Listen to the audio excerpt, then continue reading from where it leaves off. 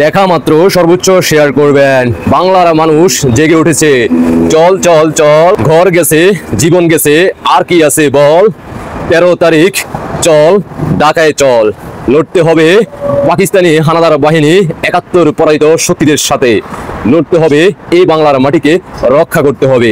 এভাবে সারা বাংলাদেশে সবাই একযোগে স্লোগান তুলতে হবে। দেশে প্রবাসে যে যেখানে থাকেন সবাই একযোগে স্লোগান তুলুন আর সবাইকে উজ্জীবিত করুন। সবাই ঢাকায় চলো, 13ই নভেম্বর। শুনতে থাকুন। ঘর গেছে, জীবন গেছে, আর কি আছে বল। চল চল, ঢাকা চল, চল চল, ঢাকা চল। বাঁচতে হলে লড়তে হবে। চল চল, 13 তারিখ, ঢাকা চল, 13 তারিখ। ঢাকা চল। ঘর গেছে, জীবন গেছে, আর কি আছে বল। 13 তারিখ। ঢাকা চল, ঘর গেছে, জীবন গেছে, আর কি আছে বল। 13 তারিখ। ঢাকা চল, চল চল, ঢাকা চল। বাঁচতে হলে, লড়তে হবে, বাঁচতে হলে, লড়তে হবে। চল চল। ঢাকা চল। কি শুনলেন তো? বাংলাদেশের সাধারণ জনগণ ভাই বোনদের দৃষ্টি আকর্ষণ করে বলবো, যারা রিক্সা চালক আপনারা জানেন 5 আগস্টের পর থেকে আপনাদের সাথে কিভাবে টর্চারিং করা হয়েছে, আপনাদের কিভাবে হামলা মামলা করা হয়েছে আপনারা ইতিমধ্যে অবগত আছেন। আশা করি আপনারা 13ই নভেম্বর আমাদের সাথে অংশগ্রহণ করবেন।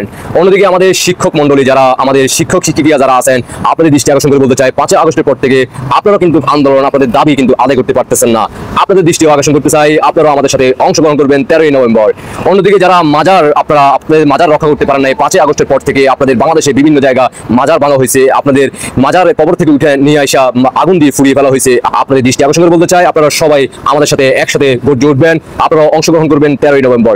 যারা গার্মেন্টস শ্রমিক ভাই বোনেরা আছেন 5 আগস্টের পরবর্তী থেকে আপনারা নিজের কাজের বেতন পাচ্ছেন না, দীর্ঘদিন থেকে পরিশ্রম করছেন, আপনাদের 3 থেকে 4 মাসের বেতন পাচ্ছেন না। অনেকের আবার গার্মেন্টস প্রতিষ্ঠান বন্ধ করে রাখা হয়েছে, আপনাদেরকে কাজ দেওয়া হচ্ছে না। আপনাদের বেতন উদ্ধারের জন্য এবং কি 5 আগস্টের পর থেকে যারা আপনাদেরকে বিভিন্নভাবে লাঠিচার্জ করছে আপনারা আমাদের সাথে অংশগ্রহণ করবেন। 5 আগস্টের পর থেকে যারা ক্ষতিগ্রস্ত হয়েছেন, যাদের মা বোন দূষিত হয়েছে, আপনাদের আত্মীয় স্বজন যারা আপনারা আছেন সবাই আমাদের সাথে অংশগ্রহণ করবেন। ইতিমধ্যে জানেন 5 আগস্টের পর থেকে রাষ্ট্রীয় সম্পদ এবং ব্যক্তিগত সম্পদ একের পর এক ধ্বংস হয়ে যাচ্ছে। ইতিমধ্যে আপনারা সবাই অবগত আছেন। বাংলাদেশ শাহজালাল আন্তর্জাতিক বিমানবন্দরে যেখানে আগুন লাগানোর পরবর্তীতে বাংলাদেশের হাজার হাজার শ্রমিকের কর্ম ইতিমধ্যে চলে গেছে। ব্যবসায়ী ছিলেন, আপনাদের কোটি কোটি টাকা আপনাদের নষ্ট হয়ে গেছে, তারা ধ্বংস করে ফেলছে। আপনাদের দৃষ্টি আকর্ষণ করে বলতে চাই আপনারা 13ই নভেম্বরে আমাদের সাথে অংশগ্রহণ করবেন। আপনারা ইতিমধ্যে জানেন বিমান দুর্ঘটনায় যে ছাত্রছাত্রী মারা গেছে, আমাদের ছোট ছোট বাচ্চারা, আপনারা এখন পর্যন্ত বিচার পান নাই। আপনাদের দৃষ্টি আকর্ষণ করে বলতে চাই আপনারাও আমাদের সাথে অংশগ্রহণ করবেন 13ই নভেম্বর। এক কথা হচ্ছে 5 আগস্টের পর থেকে যারাই ক্ষতিগ্রস্ত হয়েছেন, যাদের বাড়িঘর লুটপাট, চাঁদাবাজি, টেন্ডারবাজির কারণে আপনারা ক্ষতিগ্রস্ত হয়েছেন, সবাই দৃষ্টি আকর্ষণ করে বলতে 13ই নভেম্বর আপনারা আমাদের সাথে অংশগ্রহণ করবেন। মনে রাখবেন জয় বাংলা স্লোগানে আপনারা যদি অংশগ্রহণ করেন আপনাদের দাবি আদায় করা সম্ভব এবং কি এই বাংলাদেশ থেকে রাজাকার মুক্ত করা সম্ভব। মনে রাখবেন 5 আগস্টের পূর্বে আপনার জীবন কিভাবে চলছে আপনি একবার চিন্তা করেন। গত 15-16 বছর আপনি কতটা ভালো ছিলেন, আপনার পরিবারকে নিয়ে ব্যবসা প্রতিষ্ঠান থেকে শুরু করে 24 ঘন্টা আপনি চলাফেরা করতে পারতেন, নিরাপত্তা ছিল। কিন্তু 5 আগস্টের পর থেকে এই পর্যন্ত আপনারা কোনো রকমের নিরাপত্তা পাচ্ছেন না। মনে রাখবেন মাননীয় প্রধানমন্ত্রী শেখ হাসিনা ব্যতীত অন্য যে কোনো সরকার ক্ষমতা আসলে তার চেয়ে আরো বেশি আপনারা দিকে ভুগতে হবে এবং কি আপনারা ক্ষতির সম্মুখীন হবেন। আশা করি বুঝতে পারছেন। আপনাদের ব্যক্তিগত মতামত অবশ্যই কমেন্টে জানিয়ে যাবেন। আশা করি আপনারা আমাদের সেই লকডাউনে অংশগ্রহণ করবেন। আল্লাহ হাফেজ। জয় বাংলা, জয় বঙ্গবন্ধু, জয় হবে মাননীয় প্রধানমন্ত্রী শেখ হাসিনার, জয় হবে বঙ্গবন্ধুর সৈনিকদের, জয় হবে 71 সৈনিকদের, জয় হবে যারা বাংলাদেশকে ভালোবাসে, বাংলাদেশের ভূখণ্ডকে রক্ষা করতে চায়। আল্লাহ হাফেজ।